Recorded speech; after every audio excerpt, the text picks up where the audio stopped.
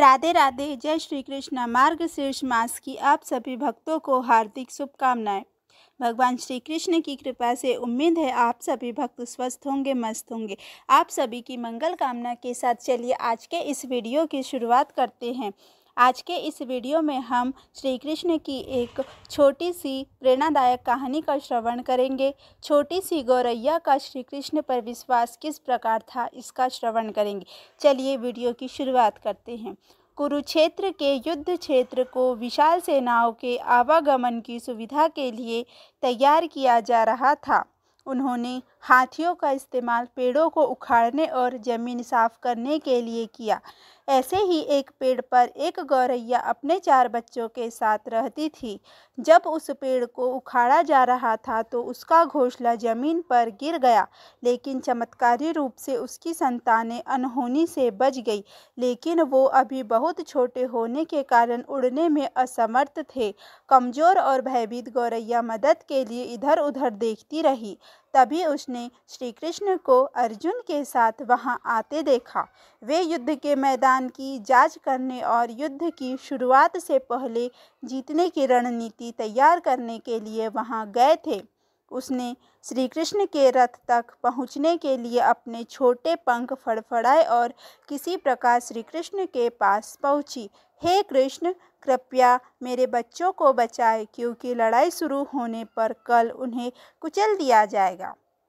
सर्वव्यापी भगवान बोले, मैं तुम्हारी बात सुन रहा हूँ, लेकिन मैं प्रकृति के कानून में हस्तक्षेप नहीं कर सकता। गौरैया ने कहा, हे भगवान, मैं जानती हूँ कि आप मेरे उद्धारकर्ता है। मैं अपने बच्चों के भाग्य को आपके हाथों में सौंपती हूँ। अब यह आपके ऊपर है कि आप उन्हें मारते हैं या फिर उन्हें बचाते हैं। काल चक्र पर किसी का बस नहीं है। श्री कृष्ण ने एक साधारण व्यक्ति की तरह उससे बात की, जिसका आशय था कि वहाँ ऐसा कुछ भी नहीं था जिसके बारे में वो कुछ भी कर सकते थे। गौरैया ने विश्वास और श्रद्धा के साथ कहा, प्रभु, आप कैसे और क्या करते हैं वो मैं नहीं जान सकती। आप स्वयं काल के नियंता है, यह मुझे पता है। मैं सारी स्थिति एवं परिस्थिति एवं स्वयं को परिवार सहित आपको समर्पण करती हूँ। भगवान बोले, अपने घोंसले में 3 सप्ताह के लिए भोजन का संग्रहण करो।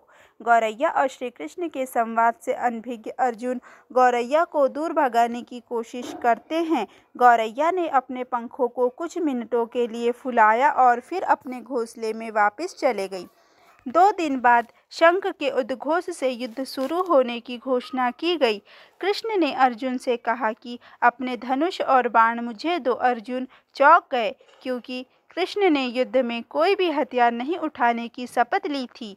इसके अतिरिक्त अर्जुन का मानना था कि वह ही सबसे अच्छा धनुर्धर है। मुझे आज्ञा दे भगवान, अर्जुन ने दृढ़ विश्वास के साथ कहा, मेरे तीरों के लिए कुछ भी अभेद नहीं है। चुपचाप अर्जुन से धनुष लेकर कृष्ण ने एक हाथी को निशाना बनाया, लेकिन हाथी को मार के नीचे गिराने के बजाय तीर हाथी के गले की घंटी में जा टकराया और एक चिंगारी सी उड़ गई। अर्जुन ये देखकर अपनी हंसी नहीं रोक पाई कि कृष्ण एक आसान सा निशान चूक गए। क्या मैं प्रयास करूं? उसने स्वयं को प्रस्तुत किया। उसकी प्रतिक्रिया को नज़रअंदाज करते हुए कृष्ण ने उन्हें धनुष वापस दिया और कहा कि कोई और कार्रवाई आवश्यक नहीं है। लेकिन केशव, आपने हाथी को क्यों तीर मारा? अर्जुन ने पूछा। क्योंकि इस हाथी ने उस गौरैया के आश्रय उसके घोंसले को, जो कि एक पेड़ पर था, उसको गिरा दिया था। कौन सी गौरैया? अर्जुन ने पूछा। इसके अतिरिक्त हाथी तो अभी स्वस्थ और जीवित है, केवल घंटी ही टूट कर गिरी है। अर्जुन के सवालों को खारिज करते हुए कृष्ण ने उसे शंख फूंकने का आदेश दिया। युद्ध शुरू हुआ। अगले 18 दिनों में कई जानें चली गई। अंत में पांडवों की जीत हुई। एक बार फिर कृष्ण अर्जुन को अपने साथ सुदूर क्षेत्र में भ्रमण करने के लिए ले गए। कई शव अभी भी वहां हैं जो उनके अंतिम संस्कार का इंतजार कर रहे थे। जंग का मैदान गंभीर अंगों और शीर बेजान सीढ़ियों और हाथियों से अटा पड़ा था। कृष्ण एक निश्चित स्थान पर रुके और एक घंटी जो कि हाथी पर बांधी जाती थी उसे देखकर विचार करने लगे। अर्जुन, उन्होंने कहा, क्या आप मेरे लिए यह घंटी उठाएंगे और इसे एक तरफ रख देंगे? निर्देश बिल्कुल सरल था, परंतु अर्जुन के समझ में नहीं आया। आखिरकार विशाल मैदान में जहाँ बहुत सी अन्य चीज़ों को साफ करने की जरूरत थी, कृष्ण उसे धातु के एक टुकड़े को रास्ते से हटाने के लिए क्यों कहेंगे? उसने प्रश्नवाचक दृष्टि से उनकी ओर देखा। हाँ, यह घंटी, कृष्ण ने दोहराया, यह वही घंटी है जो हाथी की गर्दन पर पड़ी थी जिस पर मैंने तीर मारा था। अर्जुन बिना किसी और सवाल के भारी घंटी उठाने के लिए नीचे झुका। जैसे ही उन्होंने इसे उठाया, उसकी हमेशा के लिए जैसे दुनिया बदल गई। 1 2 3 4 और 5 4 युवा पक्षियों और उसके बाद एक गौरव उस घंटी के नीचे से निकले। बाहर निकल के माँ और छोटे पक्षी कृष्ण के इर्द गिर्द मंडराने लगे एवं बड़े आनंद से उनकी परिक्रमा करने लगे। 18 दिन पहले काटी गई एक घंटी ने पूरे परिवार की रक्षा की थी। मुझे क्षमा करे हे कृष्ण, अर्जुन ने कहा। आपको मानव शरीर में देखकर और सामान्य मनुष्यों की तरह व्यवहार करते हुए मैं भूल गया था कि आप वास्तव में कौन हैं। इस प्रकार भगवान श्री कृष्ण की यह एक प्रेरणादायक कहानी का समापन होता है। आगे के इस वीडियो में हम मार्गशीर्ष महात्म कथा अध्याय के 4थे अध्याय का श्रवण करेंगे। यह मार्गशीर्ष महात्म का 4था अध्याय स्कंद पुराण के वैष्णव खंड से लिया गया है। ब्रह्मा जी ने कहा, हे केशव, यदि कोई अपने आप को लाल गर्म चक्र से अंकित कर लेता है और दीक्षा ले लेता है तो मुझे बताए कि कमल के बीज और तुलसी की टहनियों की माला से क्या लाभ होता है। तब भगवान श्री कृष्ण बोले, जो ब्राह्मण तुलसी दल की माला धारण करता है वह निसंदेह मुझे प्राप्त होता है, भले ही वह अशुद्ध और सदाचार से रहित हो। जिस मनुष्य के शरीर पर धात्री फल या तुलसी की टहनियों से बनी माला दिखाई देती है वह वास्तव में भागवत भक्त है। जो मनुष्य तुलसी दल की माला धारण करता है, विशेषकर मुझसे अर्थात मेरी मूर्ति से उतारी गई तुलसी दल की माला, वह स्वर्गवासियों द्वारा भी प्रणाम करने योग्य है। तुलसी के पत्तों या धात्री के फलों से बनी माला पापियों को भी मोक्ष प्रदान करती है। मेरे भक्तों के लिए तो यह और भी अधिक लाभकारी है। जो मनुष्य मेरे द्वारा धारण की गई तुलसी के पत्तों की माला पहनता है उसे प्रत्येक पत्ते के लिए 10 अश्वमेध यज्ञ का पुण्य प्राप्त होता है। हे प्रिय, यदि कोई मनुष्य तुलसी की माला पहनता है तो मैं उसे प्रतिदिन द्वारिका जाने से मिलने वाला पुण्य प्रदान करता हूँ। यदि कोई मनुष्य तुलसी दल की माला मुझे भक्ति पूर्वक समर्पित करके उसे श्रद्धा पूर्वक धारण करता है तो उसे कोई पाप छू भी नहीं सकता। जो तुलसी की टहनियों की माला पहनता है उस पर भगवान हमेशा प्रसन्न रहते हैं। वह मुझे उत्तम प्राणवायु के समान प्रिय है। यह आवश्यक नहीं है कि वह कोई प्रायश्चित अनुष्ठान करे। उसके शरीर में कोई अशुद्ध या दूषित वस्तु नहीं है। जिसके शरीर में तुलसी की टहनियाँ सिर, भुजा और हाथों के लिए आभूषण का काम करती है वह मुझे प्रिय है। मनुष्य को तुलसी की माला पहनकर पुण्य कर्म करना चाहिए। उसके द्वारा किए गए पितरों और देवताओं के शुभ कर्मों का फल करोड़ों गुना होता है। तुलसी की टहनियों की माला देखकर यम के दूत दूर से ही गायब हो जाते हैं, जैसे हवा से उड़े हुए पत्ते। कलयुग में जिस घर में तुलसी की सूखी या हरी टहनी या पत्ता होता है उस घर को पाप दूषित नहीं करता। यदि कोई व्यक्ति तुलसी की माला पहनकर पृथ्वी पर विचरण करता है तो उसे बुरे स्वप्न, अपशकुन और शत्रुओं से कोई खतरा नहीं होता। यदि पापपूर्ण इरादे वाले बुद्धिवादी या विधर्मी लोग तुलसी की माला पहनने से इनकार करते हैं तो वे नरक से कभी वापस नहीं लौटेंगे। वे मेरे क्रोध की अग्नि से जल जाएंगे। इसीलिए तुलसी की टहनियों, कमल के बीजों अथवा धात्री के फलों से बनी माला को सावधानीपूर्वक तथा श्रद्धापूर्वक धारण करना चाहिए।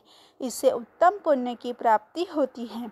इसीलिए भक्त को ऊर्ध्व पुंड्र, शंख आदि की छाप धारण करनी चाहिए।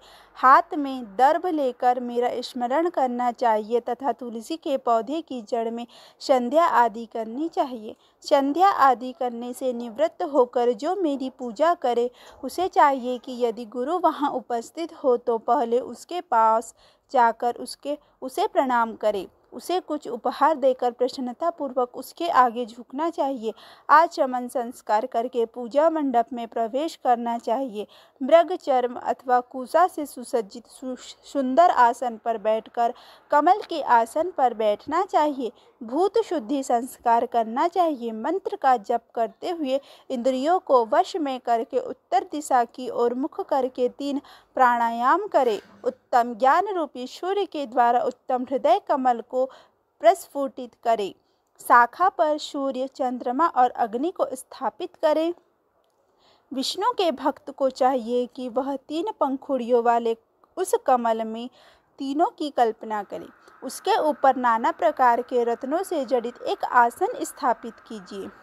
इस पर भगवान के 8 अति मानवीय श्रेष्ठताओं का प्रतिनिधित्व करने वाले 8 पंखुड़ियों वाले कमल को स्थापित करना चाहिए। कमल मंत्र ओम नमो नारायणाय के 8 अक्षरों से बना है। कमल कोमल, चमकदार और सुबह के सूरज की चमक वाला है। फिर उस पर बैठे हुए 4 भुजाओं वाले महान कमल, शंख, चक्र और लोह गदा धारण किए हुए मुझ भगवान का ध्यान करें। भगवान करोड़ों चंद्रमाओं के समान हैं। उनके नेत्र कमल की पंखुड़ियों के समान बड़े हैं। वे सभी शुभ लक्षणों से युक्त है। उनके वक्ष स्थल पर श्रीवत्सा और कौस्तुभ चमकते हैं। वे पीले वस्त्र धारण किए हुए हैं। वे अद्भुत आभूषणों से युक्त है। वे दिव्य सजावटी वस्तुओं से सुशोभित है। उनके शरीर पर दिव्य चंदन का लेप लगा हुआ है। वे दिव्य फूलों से शोभायमान है।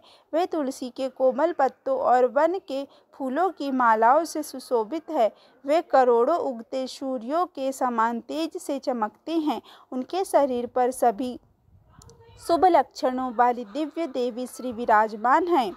वे शुभ है। इस प्रकार ध्यान करने के बाद उसे तुरंत एकाग्रता और पवित्रता के साथ मंत्र का जप करना चाहिए। अपनी क्षमता के अनुसार मंत्र का 1000 या 100 बार जप करना चाहिए।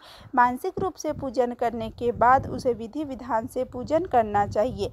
जैसा कि नियमानुसार कहा गया है, वह मेरे सामने शंख स्थापित करे। सुगंधित जल, दूर्वा और पुष्पों से भरा पात्र आचार्यों द्वारा चंदन और पुष्पों के दाहिनी ओर रखा जाए।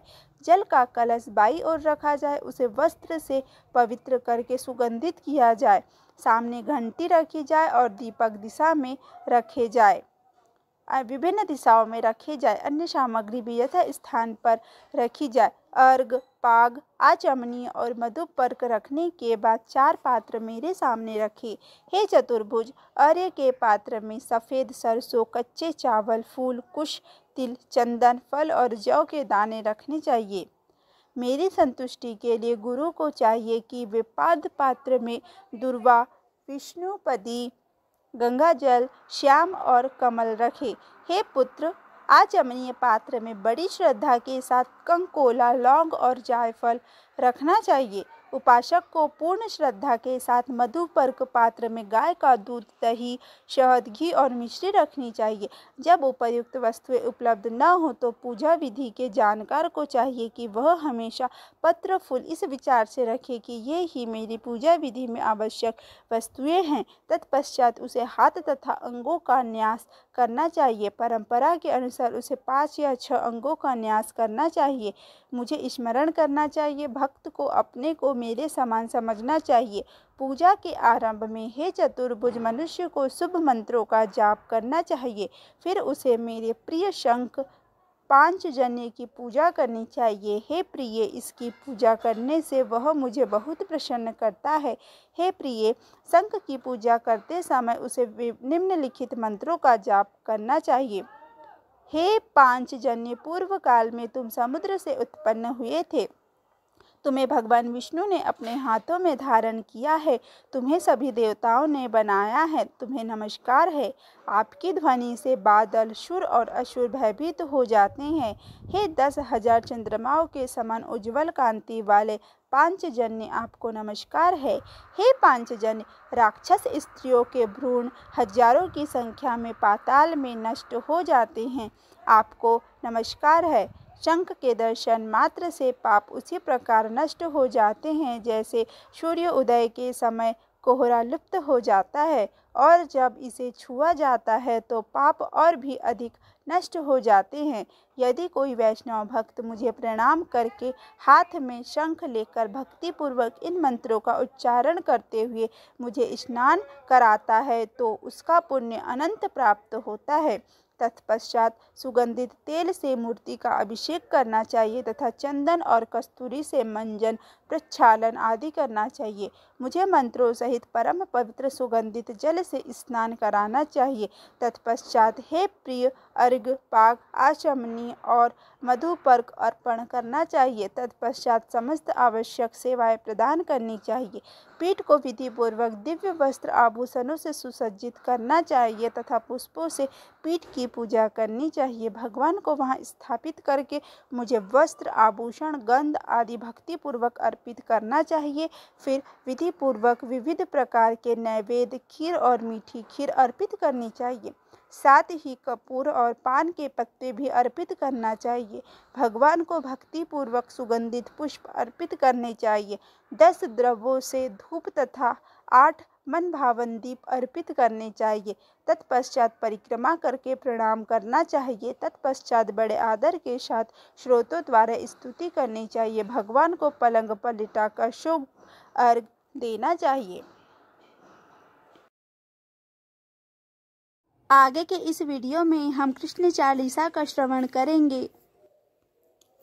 बंशी शोभित कर मधुर नील जलत तन श्याम, अरुण अधर जनु बिंब फल नयन कमल अभिराम, पूर्ण इंद अरविंद मुख पीताम्बर शुभ साज, जय मनमोहन मदन छवि कृष्ण चंद्र महाराज, जय यदुनंदन जय जगबंदन, जय वसुदेव देवकी नंदन, जय यशोदासुत नंद दुलारे, जय प्रभु भक्तन के द्रगतारे, जय नट नागर नाग नथैया, कृष्ण कन्हैया धेनु चरैया, पुनि नख पर प्रभु गिरिवर धारो, आओ दिनन कष्ट निवारो, बंशी मधुर अदर धरि टेरो, होवे पूर्ण विनय यह मेरो, आओ हरे पुनि माखन चाखो, आज लाज भक्तन की राखो, गोल कपोल चिबुक अरुणारे, मृदु मुस्कान मोहिनी डारे, राजित राजीव नयन विशाला, मोर मुकुट बैजंती माला, कुंडल श्रवण पीत पट आछे, कटि किंकिणी काक्षणी काछे, नील जलज सुंदर तनु सोहे, छबि लखी सुर नर मुनि मन मोहे, मस्तक तिलक अलक घुंघराले, आओ कृष्ण बांसुरी वाले, करी पै पान पुत नहीं तारियो, अका बका कागा शुर मारियो, मधुवन जलत अगिन सब ज्वाला, भय शीतल लख तही नंद लाला, सुरपति जब ब्रज चढ़ियो रिसाई, मूसर धार वारि वर्षाई, लगत लगत ब्रज चहन बधायो, गोवर्धन नख धारि बचायो, लखी यशोदा मन भ्रम अधिकाई, मुखमा 14 भुवन दिखाई, दुष्ट कंस अति उद्यम मचायो, कोटि कमल जब फूल मंगायो, नाथी काल ही तब तुम लीन्हे, चरण चिन्ह दे निर्भय कीन्हे, करु कोपिन संग रास विलासा, सबकी पूरण करी अभिलाषा, केतिक महा असुर संहारियो, कंस ही केस पकड़ी दे मारियो, मात पिता की बंद छुड़ाई, उग्रसेन कह राज दिलाई, मही से मृतक छहो सुत लायो, मातु देव की शोक मिटायो, भवमासुर मुर दैत्य संहारी, लाए 10 सहस कुमारी दय भीम ही तृण चीर सहारा जरासेंदु राक्षस कह मारा असुर बकासुर आदि कमारियो भक्तन के तब कष्ट निवार्यो दीन सुदामा के दुख टारियो तंदुल तीन मुंठ मुख डारियो प्रेम के साग विदुर घर मांगे दुर्योधन के मेवा त्यागी लखी प्रेम की महिमा भारी ऐसे श्याम दिन हितकारी भारत के पारत रत हा के लिए चक्र कर नहीं बल था के निज गीता के ज्ञान सुनाए भक्तन हृदय सुधा वर्षाए मीरा थी ऐसी मत वाली विष पी गई बजा कर तारी राना भेजा सांप पिटारी शाली ग्राम बने वन मारी निज माया तुम विधि ही दिखायो उड़ते संशय सकल मिटायो तब शत निंदा करि तत्काला जीवन मुक्त भयो शिशुपाला जब ही द्रौपदी टेर लगाई दीनानाथ लाज अब जाई तुरत ही बसन बने नंदलाला बड़े चीर भय अरिमोह काला अश अनाथ के नाथ कन्हैया डूबत भवर बचावई नैया सुंदर दास आस उरधारी दया दृष्टि कीजे बनवारी नाथ सकल मम कुमति निवारो क्षमहु बेगी अपराध हमारो खोलो पट अब दर्शन दीजय बोलो कृष्ण कन्हैया की जय। यह चालीसा कृष्ण का पाठ करे और धारी अष्ट सिद्धि नवनिधि फल ले है पदारथ चारी। बोलो कृष्ण भगवान की जय, बोलो राधा रानी की जय। अगर ये वीडियो आपकी